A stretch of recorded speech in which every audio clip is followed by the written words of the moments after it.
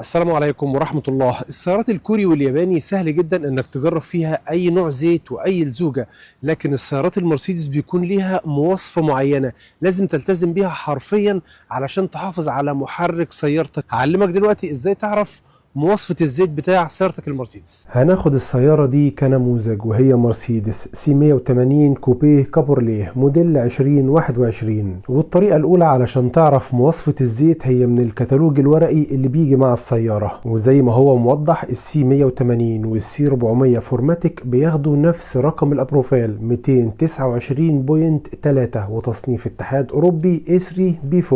الطريقة التانية عن طريق الموقع المجاني بتاع مرسيدس ايجيبت. هتنزل لتحت وتختار نوع السيارة كوبيه وبعدين تختار الفئة سي، هينقلك لصفحة تانية تختار منها موديل السيارة 2021، وانزل لتحت واضغط على تحميل PDF واستنى لما يحمل معاك، وانزل لتحت عند صفحة المواصفات الفنية علشان تعرف مواصفة الزيت والكمية اللي بتتحط في المحرك. ونصيحة قبل ما تنزل الزيت القديم من السيارة اعمل اختبار لزوجة ليه بعد ما يكون قطع ال10,000 كيلو بتوعه، لان ده اللي هيطمنك على جودة الزيت اللي استخدمته. وزي ما هو واضح مسجل لزوجة 55% قبل ما ينزل ويترمي، وده رقم كويس جدا يطمنك تستمر على نفس نوع الزيت. وهنستخدم الزيت ده واسمه هوريزويل RZ 600 للزوجة 544. لما قربهولك هتلاقيه تخليقي بالكامل وتصنيف اتحاد اوروبي A3B4 زي الكتالوج، وتصنيف امريكي SN.